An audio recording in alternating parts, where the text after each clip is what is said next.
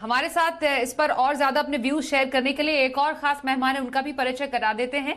Advice AMC के MD and CEO Radhika Gupta. Radhika, बहुत स्वागत हम करते हैं आपका मनी गुरु में। आपके शो ज्वाइन करने से पहले फिरोज से मैं यही जान रही थी कि जब भी ब्याज दरों में बढ़ने का दौर यहाँ पर हम देखते हैं तो निवेशकों में एक कंफ्यूजन रहता है कि अपना डेट पोर्टफोलियो बनाए कैसे। अगेन एफडी अट्रैक्टिव लगने लगती है, डेट फंड में लगता है कि अब आगे स्ट्रैटेजी क्या रखें। तो वही सवाल जो मेरा फिरोज से था, आपसे भी बिल्कुल डायरेक्ट सवाल यही होगा कि ब्याज दरों के बढ़ते दौर में क्या डेट फंड में इन्वेस्टमेंट अच्छा ऑप्शन है या फिर फिक्स डिपॉजिट जो कि एक एज ओल्ड ट्रेडिशनल मेथड है फिक्स इनकम में निवेश का। तो मैंने फिरोज की बात सुनी है और मैं ये कहूंगी कि अगर मैं बिल्कुल उनकी बात एको करूंगी, अगर आप फुल टैक्स ब्रैकेट में हैं तो एफडी तो आपको नहीं नहीं और बिल्कुल नहीं करनी चाहिए, क्योंकि एफडी से फार बेटर ऑप्शन जिनका उन्होंने जिक्र किया, टारगेट मैच्योरिटी फंड, जो कि एक बहुत साधारण तरह का डेट फंड है और आज के दौर में आपको मिल रहा है, वो आपको 2% बेटर पोस्ट टैक्स रिटर्न देता है। और हम देश में हमने पहला टारगेट मैच्योरिटी फंड लॉन्च किया जिसका नाम भारत बॉन्ड है, and we are the largest part of this market. आज आपको टारगेट मैच्योरिटी फंड के जरिए 2023 से लेके 2037 तक के निवेश के ऑप्शन हैं। तो मेरा मानना है कि निवेशकों को जो डेट इन्वेस्टिंग है वो बहुत साधारण रखनी चाहिए, उसमें कॉम्प्लिकेशन नहीं करना चाहिए। अपने गोल, ये ज्यादा मार्केट को टाइम करने की जरूरत नहीं है, अपने गोल सोचने चाहिए कि मेरे पास 100 रुपए हैं, ऐसे उसमें से 20 रुपए मुझे 3 साल में चाहिए, उसमें से 80 रुपए और या 60 रुपए मुझे 10 साल में चाहिए, कुछ 10 रुपए 15 साल में चाहिए। और उस बेसिस पे अलग अलग मेच्योरिटी के आप टारगेट मेच्योरिटी फंड चूज करें, जिनमें कि जैसा उन्होंने कहा या तो स्टेट या गवर्नमेंट को आप लेंड कर रहे हैं, तो ये बहुत साधारण तरीका है फिक्स्ड इनकम में निवेश करना। गोल डिसाइड करिए, टाइम डिसाइड करिए, टारगेट मेच्योरिटी फंड चूज करिए और 2% पोस्ट टैक्स बेटर रहेगी। Interesting. Target maturity fund in fact पिछले कुछ समय से काफी ज्यादा पॉपुलैरिटी गेन की है इस सेगमेंट में। राधिका ने भी बहुत अच्छे से इसको एक्सप्लेन किया। फिरोज, अगर मैं अब एक थोड़ा बेसिक की तरफ आऊं, जो निवेशक हैं जो शायद ज्यादा वाकिफ नहीं है डेट में इस ऑप्शन से या टारगेट मैच्योरिटी फंड से, तो उनके लिए मैं आपसे समझना चाहूंगी टारगेट मैच्योरिटी फंड को हम किस तरह समझें। स्वाति जी, देखिए, टारगेट मैच्योरिटी फंड, जैसे राधिका जी ने कहा कि वो पहली इन्वेस्टमेंट जो टारगेट मैच्योरिटी फंड की थी वो भारत बॉन्ड डीटीएफ थी। तो उसमें प्राइवेट सेक्टर कंपनियों के बॉन्ड खरीदे जाते थे और उनको मैच्योरिटी तक होल्ड करने का वादा था, राइट। तो ये जो फंड मैनेजर की ऑब्जेक्टिव है कि उसके साथ छेड़खानी नहीं करेंगे हम, तो मैनेजमेंट कम हो जाती है। आप जो खरीदते हैं वो बॉन्ड पोर्टफोलियो होल्ड करता है अनलेस अनअवॉइडेबल सर्कमस्टांसेस होती है। तो आप अगर 10 साल के लिए फंड मैनेजर वो बॉन्ड खरीद के होल्ड कर रहे हैं तो उसका जो ब्याज आता है वो ब्याज पे टैक्स आपको अपनी जेब में नहीं आता है, ब्याज फंड के अंदर जाता है, तो आपको टैक्स नहीं लगती, टैक्स डेफरल हो जाती है। सो कुल मिला के टारगेट मैच्योरिटी फंड एक सिंपल सा सरल सा कॉन्सेप्ट है। फंड मैनेजर बॉन्ड्स खरीदते हैं और उसको मैच्योरिटी तक होल्ड करते हैं। एक बॉन्ड हो सकता है, अगर गवर्नमेंट ऑफ इंडिया का है, सेंट्रल गवर्नमेंट का, 2 बॉन्ड हो सकते हैं या 10-15 बॉन्ड भी हो सकते हैं। जहां तक कि मुझे याद है 10 से 12 बॉन्ड थे भारत बॉन्ड ईटीएफ में जो पहला वाला लॉन्च हुआ। तो फंड मैनेजर ने खरीदा और होल्ड किया। तो ब्याज पर आप जो उम्मीद करते हैं वो एग्जैक्टली सेकंड डेसिमल नहीं मिलेगी आपको, ये मान के चलें। अगर आप 7 की उम्मीद कर रहे हैं, वो बॉन्ड की यील्ड आपने लॉक इन की हो, तो 7.25 भी हो सकता है, 6.75 भी हो सकता है, बट एफडी से ज्यादा तो मिल ही जाना चाहिए, इज द पॉइंट। रहा सवाल टारगेट मैच्योरिटी फंड में कौन से किस्म के बॉन्ड्स खरीदे जा सकते हैं। 3 डिफरेंट किस्म के बॉन्ड खरीदे जा सकते हैं। एक तो है सेंट्रल गवर्नमेंट का खरीद लिया, दूसरा स्टेट गवर्नमेंट का खरीद लिया या पीएसयूज का खरीद लिया जो ऑटोमेटिकली गवर्नमेंट की ओनरशिप होती है, और चौथा कॉर्पोरेट बॉन्ड का खरीद लिया। मेरा यह मानना है कि अगर कोई रिटेल निवेशक है तो आज सेंट्रल गवर्नमेंट या पीएसयू और स्टेट डेवलपमेंट लोन के भीतर ही रहे तो अच्छी खासी रिटर्न मिल जाती है, और फंड मैनेजर भी वो जांच परख के ही लेते हैं, तो आपको चिंता की बात नहीं होती। और सबसे अच्छी बात यह है कि इनमें ओपन एंडेड नेचर है। जैसे भारत बॉन्ड ईटीएफ एक ईटीएफ है, तो एक्सचेंज पे आप बेच सकते हैं, खरीद सकते हैं, और दूसरे target maturity funds open ended होते हैं, तो लिक्विडिटी का भी टेंशन नहीं है। पहले एक दूसरा कॉन्सेप्ट था, उसको कहते थे फिक्स्ड मैच्योरिटी प्लान, एफएमपी, उसमें लॉक इन हो जाती थी, तो आपको लिक्विडिटी में बड़ी कठिनाई होती थी। तो इधर लिक्विड भी है, इस पे आप लोन भी ले सकते हैं, ओवरड्राफ्ट भी ले सकते हैं, अगर आपको छेड़खानी नहीं करनी हो। जैसे एफडीओ पे लोन मिल जाता है, वैसे ही इन पे भी आप आराम से कोई भी बैंक से ओवरड्राफ्ट ले सकते हैं। जब भी अगर आपको लिक्विडिटी की जरूरत हो तो इसको तोड़ने की जरूरत नहीं, आप बैंक का पैसा इस्तेमाल मोमेंटरीली कर भी सकते हैं। Okay Radhika, target maturity fund की क्योंकि यहाँ पर चर्चा हो रही है, जैसा उसकी खासियत के बारे में फिरोज ने भी बताया, जो target maturity fund, short form है टीएमएफ हम इसको अगर कहें, पैसिवली मैनेज्ड फंड के डेट कैटेगरी में आते हैं, और हमें मालूम है कि एक्टिव डेट फंड्स भी हैं। अब एक नॉर्मल निवेशक की समझ के लिए मैं आपसे समझना चाहूंगी कि क्या है मतलब दोनों के खासियत, एक एक्टिवली मैनेज्ड डेट फंड और something like target maturity fund का। टारगेट मैच्योरिटी फंड दोनों को मैं समझाती हूँ। टारगेट मैच्योरिटी फंड में जैसा कि फिरोज ने कहा, आपने जैसे 8 बॉन्ड लिए, भारत बॉन्ड ईटीएफ का एग्जांपल ले लिया, 8 से 10 बॉन्ड लिए, उन्हें खरीदे, और अगर उसकी मैच्योरिटी से 8 साल है या 7 साल है, तो आप 7-8 साल तक वो ही बॉन्ड होल्ड करेंगे, बीच में आप उसमें कोई छेड़खानी नहीं करेंगे। अब एक कॉर्पोरेट बॉन्ड फंड है जो एक जाना माना एक्टिवली मैनेज्ड फंड का कैटेगरी है, या बैंकिंग पीएसयू फंड है, उसमें आप बॉन्ड्स लेंगे, लेकिन आप उन्हें बाय और सेल करते रहेंगे फंड मैनेजर की उसके हिसाब से। तो ये एक बाय एंड होल्ड स्ट्रेटेजी नहीं है ना। टारगेट मैच्योरिटी फंड क्योंकि एक पैसिव फंड है, उसमें एक इंडेक्स है, तो वो इंडेक्स बताएगी कि भाई कि सिर्फ सरकारी खरीद सकता है, सिर्फ स्टेट खरीद सकता है, सिर्फ पीएसयू खरीद सकता है, या प्राइवेट भी खरीद सकता है। इसमें फंड मैनेजर की लीवे नहीं है। एक्टिवली मैनेज फंड में यहाँ फंड मैनेजर की लीवे है, और ऑब्वियसली एक्टिवली मैनेज फंड का कॉस्ट पैसिवली मैनेज फंड से थोड़ा ज्यादा होता है। मुझे क्यों लगता है, और मैं आपको एक स्टेटिस्टिक शेयर करना चाहती हूँ, कि target maturity fund TMF category was launch December 2019 में भारत बॉन्ड ईटीएफ के साथ। आज ये कैटेगरी 1.2 लाख करोड़ की है। लिक्विड और ओवरनाइट फंड्स को छोड़ के ये सबसे बड़ी डेट कैटेगरी है सिर्फ 3 साल में, और डेट में इतना कुछ हुआ है।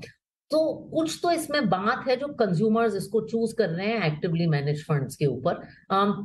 मैं शायद मेरे में बायस है क्योंकि हम लार्ज एक टारगेट मैच्योरिटी फंड बिजनेस चलाते हैं, लेकिन मैं मानती हूँ कि हिंदुस्तानी कंज्यूमर जो एक एफडी का निवेशक है, वो बहुत सरल चीज चाहता है फिक्स्ड इनकम के लिए, कि कितने समय के लिए निवेश करूं और क्या मुझे मिलेगा। प्रिडिक्टेबिलिटी ऑफ रिटर्न चाहता है। वो ये नहीं चाहता कि अगर वो बेटी की शादी है, बेटे की शादी के लिए 5 साल का निवेश कर रहा है, तो उसे बीच में ऑयल के बारे में सोचना पड़े, और यूक्रेन के बारे में सोचना पड़े, और आरबीआई के बारे में सोचना पड़े।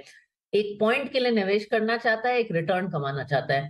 तो डेट फंड में, passively manage target maturity fund में, ये प्रिडिक्टेबिलिटी ऑफ रिटर्न मिल जाती है, इसीलिए ये कैटेगरी इतनी जल्दी ग्रो की है। वो एक एक्टिवली मैनेज फंड में शायद आपको ना मिले। प्रिडिक्टेबिलिटी ऑफ रिटर्न, ये आपने काफी इंपॉर्टेंट पॉइंट बोला, और एक जो निवेशक की मानसिकता है उसको कहते हैं ना कि सही नब्ज पकड़ के आपने इसको एक्सप्लेन किया कि हम एक्चुअली किसी एक फंड से चाहते क्या हैं।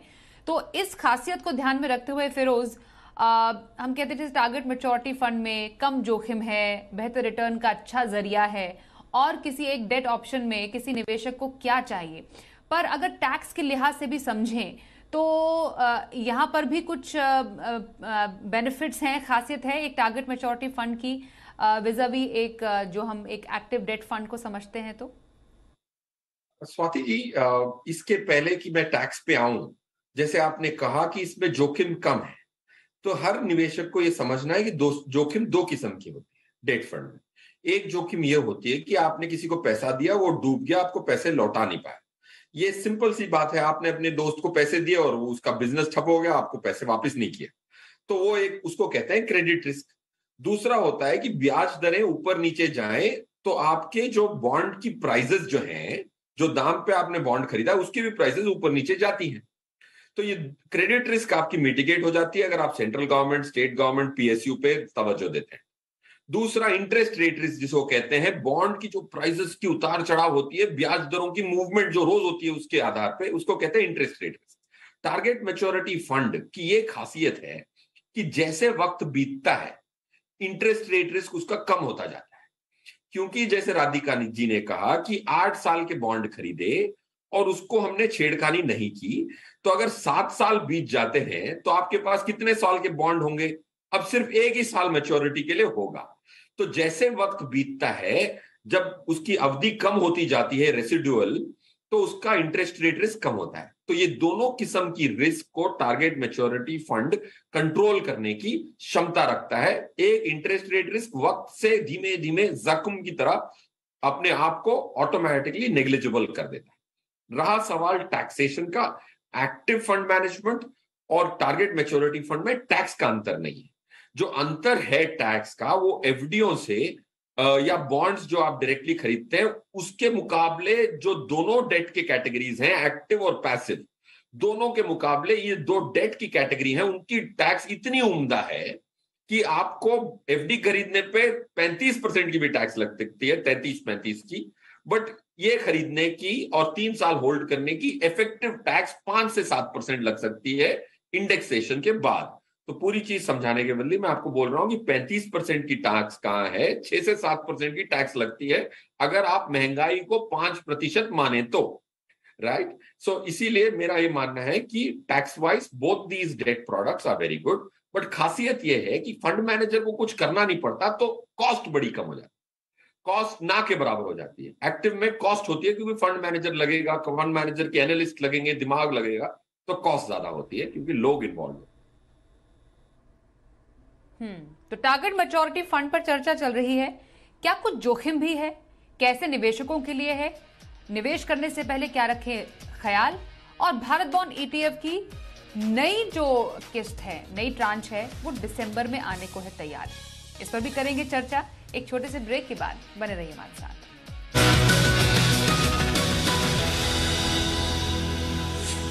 और राधिका गुप्ता और आनंद राठी वेल्थ लिमिटेड के डेप्यूटी सीईओ फिरोज अजीज से कर रहे हैं खास चर्चा। राधिका, हर एक फंड का, हर एक स्कीम का अगर खासियत होती है तो कुछ जोखिम भी होते हैं जो निवेशकों को समझना और जानना बेहद जरूरी है। स्पेशली जब हम टारगेट मैच्योरिटी फंड की बात कर रहे हैं, कुछ रिस्क इससे जुड़े हुए हैं, स्पेशली जो हाई रिस्क प्रोफाइल है, इन्वेस्टर हैं, उनको कितने परसेंटेज रखना चाहिए अपने पोर्टफोलियो में ऐसे किसी स्कीम का? देखिए, आई थिंक डेट का जो निवेश है, एक तो निवेश एक बहुत पर्सनल चीज है और आपको अपने गोल्स और रिस्क प्रोफाइल के मुताबिक करना चाहिए ना। ये एक प्रिडिक्टेबल रिटर्न इन्वेस्टमेंट है और प्रिडिक्टेबल रिटर्न का मतलब है कि उससे ज्यादा नहीं मिलेगा और उससे बहुत कम नहीं मिलेगा। तो से अगर आप 2027 की किसी टारगेट मैच्योरिटी फंड में इन्वेस्ट करते हैं, तो अगर वो 7.5% का यील्ड दिखा रहा है तो आपको वही मिलेगा, उसके 5-6 बेसिस पॉइंट ऊपर नीचे मिलेगा, उससे ज्यादा नहीं मिलेगा। आई थिंक जब आपको निवेश करना चाहिए टारगेट मैच्योरिटी फंड्स में, तो आपको अपने गोल्स के हिसाब से करना चाहिए। मैं कहती हूँ आप अपना पैसा लीजिए, वही 100 रुपए का एग्जाम्पल देती हूँ, और उसको बांटिए अलग अलग हिस्सों में कि आपको कितने समय के लिए 20 रुपए रखने हैं, कितने के लिए 30, और जो आपका टाइम होराइजन है उसे फंड की मैच्योरिटी में मैच करिए। जहां तक जोखिम का सवाल है, जैसे कि फिरोज ने कहा, अगर आप निवेश करें सरकारी या स्टेट या AAA PSU के उसमें, तो वहां क्रेडिट रिस्क तो है नहीं। अब इंटरेस्ट रेट रिस्क की जहां तक बात है, अगर आप इस फंड को अपनी मैच्योरिटी तक होल्ड करेंगे, जैसे 2027 का फंड है, उसे आप 27 तक होल्ड करेंगे, तो आपकी कोई इंटरेस्ट रेट रिस्क नहीं है। लेकिन बीच में अभी से लेके 2027 तक जब इंटरेस्ट रेट ऊपर जाएगा तो आपकी NAV नीचे जाएगी। तो इसको आपको रखना है इस हिसाब से, इसको आपको लिक्विड फंड की तरह नहीं देखना है। अगर आप 2027 में निवेश कर रहे हैं तो आप ये सोच के निवेश करिए कि मैं तभी निकालूंगा, लिक्विडिटी है, निकाल सकते हैं, लेकिन इंटरम तौर पे आपको शायद वो रिटर्न ना मिले। तो बीच में NAV फ्लक्चुएशन, जिसे हम मार्क टू मार्केट कहते हैं, उसकी संभावना है। लेकिन मैच्योरिटी तक होल्ड करेंगे तो फिर आपकी FD वाली एक्सपीरियंस होगी। बिल्कुल। और कैसे निवेशकों के लिए फिरोज आपको लगता है कि टारगेट मैच्योरिटी फंड एक अच्छा बेट साबित हो सकता है? स्वाति जी, मेरे हिसाब से हर निवेशक के लिए अच्छा बेट साबित हो सकता है। क्योंकि किसी के पास भी एक शॉक अब्जॉर्वर, डेट एक शॉक अब्जॉर्वर का काम करता है, ताकि आप इक्विटी पे तवज्जो दे सकें। डेट आपको सुकून देता है। डेट में 25 पैसा ज्यादा बनाना, आधा % ज्यादा बनाना इतना महत्वपूर्ण नहीं है। इक्विटी पे तवज्जो दें, वहां रिस्क लें, वहां रिटर्न कमाएं, हाई इन्फ्लेशन बीटिंग रिटर्न्स। और डेट में जितना दिमाग कम लगाना पड़े उतना अच्छा। Point 1। So it is meant for every investor. अब मैं आपको अपनी बात बोलूं तो मेरा एक ही टारगेट मैच्योरिटी फंड है, सेंट्रल गवर्नमेंट ऑफ इंडिया का डेट, क्योंकि मुझे पता है कि मुझे डिवर्सिफिकेशन की भी जरूरत नहीं है अगर मैं सेंट्रल गवर्नमेंट को पैसा दे रहा हूं, क्योंकि उसके डूबने की संभावना सबसे कम है मुकाबले पूरे इंडियन कॉर्पोरेट हो या कोई भी। तो मेरा पैसा टू बी ऑनेस्ट सिर्फ एक ही जगह पे। अब हमारे पास मेरे 270 कोलीग्स हैं जो प्राइवेट बैंकर या वेल्थ मैनेजर जो कहना है, उनसे मैंने सर्वे की, एक के पास भी फिक्स डिपॉजिट नहीं है। क्यों नहीं होगा? क्योंकि वो जानकार है, उनको पता है कि अगर मुझे 2% ज्यादा मिल सकता है तो मैं एफडी में क्यों जाऊं। मैं एक HNI से मिला अभी 3-4 दिन पहले की बात है। वो कहते हैं कि मैं अपने पापा के नाम पे एफडी करता हूं ताकि मुझे आधा % ज्यादा मिल सके सीनियर सिटीजन के चक्कर। वो आधे % को नहीं छोड़ना चाहते, बट इधर 2% गवर्नमेंट ऑफ इंडिया ज्यादा देना चाहती है, वो लेना नहीं चाहते। और बहुत सारे लाख करोड़ एफडी में पड़े हैं क्योंकि लोगों के पास जानकारी कम, एक्स्ट्रा रिटर्न मिले कम रिस्क में तो लेना चाहिए। So who should be an investor? Highest tax bracket वाले तो सब कोई। अगर 10 से 20% की टैक्स में है तो भी ये ज्यादा सुरक्षित और ज्यादा अच्छा विकल्प है। और फंड मैनेजर भी होते हैं तो PSU में भी डालें, स्टेट गवर्नमेंट में डालें, तो डर नहीं है कि आपको एनालिसिस करनी है। ईडलवाइज जैसी AMCs हैं जो प्रोफेशनली रन है, so they will do that job for you. बिल्कुल। और राधिका, क्योंकि आप हमारे साथ हैं तो एक नया कीर्तिमान एडलवाइस ने छुआ है। एडलवाइस भारत बॉन्ड ETF ने 3 साल से कम अवधि में हमने देखा 50 करोड़ AUM का जो ये लैंडमार्क है क्रॉस किया है। ये अपने आप में एक अच्छा कीर्तिमान है और बड़ा कीर्तिमान है। अब एक जो नई किस्त है इसकी भारत बॉन्ड ETF 4 की दिसंबर में आने को तैयार है। कोई खास तारीख जिसका निवेशक करे इंतजार, और क्या इस बार और निवेशकों को मिलेगा? तो आई थिंक पहली बात तो ये कि 3 साल के अंदर भारत बॉन्ड का 50,000 करोड़ होना हमारी खुद की target maturity fund I think 65,000 crore industry का आता है। हम भी इमेजिन नहीं कर पाए। और मेरे हिसाब से ये भारत बॉन्ड के लिए भी और टारगेट मैच्योरिटी फंड के लिए अभी तो जैसे कहते हैं ना वो गाना है, अभी तो पार्टी शुरू हुई है। आई थिंक हमें भी नहीं पता ये कहाँ तक जाएगा, क्योंकि जैसे फिरोज ने कहा इतनी बड़ी एफडी की मार्केट है, सिर्फ जानकारी की जरूरत है। तो चौथा ट्रांच हाँ भारत बॉन्ड का आएगा, दिसंबर में आएगा। मैं अभी डेट्स नहीं अनाउंस करूंगी, लेकिन पहले हाफ ऑफ दिसंबर में आएगा, अर्ली दिसंबर में आएगा। मुझे हर इशू में लोग हर किस्त में पूछते हैं कि भाई क्या बदला है, क्या बदला है। हमने एक कमिटमेंट की थी भारत बॉन्ड के साथ कि हम लैडर बनाएंगे। तो हमने 2023 और 2030 लॉन्च किया, फिर 25 किया, फिर उसके बाद 31 किया, 32 किया। तो हम 2033 भी करेंगे। और इसमें हम कुछ खास बदलना नहीं चाहते हैं। अंग्रेजी में एक कोट है, why fix something that is not broken. तो आई थिंक भारत बॉन्ड जैसा है काफी सक्सेसफुल है। और लोगों को अब जाके 3 साल से हम लोग मेहनत कर रहे हैं इस कैटेगरी पे, अब भी जाके टारगेट मैच्योरिटी फंड की बात थोड़ी मेन स्ट्रीम हुई है। तो हम कुछ बदलाव नहीं चाहते। जो चीज अच्छी चल रही है, निवेशकों के लिए चल रही है, बहुत लोगों के लिए उनकी पहली पॉकेट मनी की इन्वेस्टमेंट है, यंग निवेशक मुझे लिखते हैं, तो it will be the same as what it has been in the past. कोई बदलाव नहीं आएगा। आपका पुराना भारत बॉन्ड चौथे हफ्ता में। ओके ओके, तो सेम टीम कॉम्बिनेशन के साथ, सेम कंपोजिशन के साथ एक बार फिर से भारत बॉन्ड ETF की जो चौथी किस्त है वो आने को तैयार है दिसंबर में। बहुत धन्यवाद करेंगे आपका हम राधिका और साथ ही फिरोज, आप दोनों का हमारे साथ मनी गुरु में इस चर्चा में शामिल होने के लिए। आज के शो में बस इतना ही, रुकते हैं एक ब्रेक के लिए। देखते रहिए जी बिजनेस।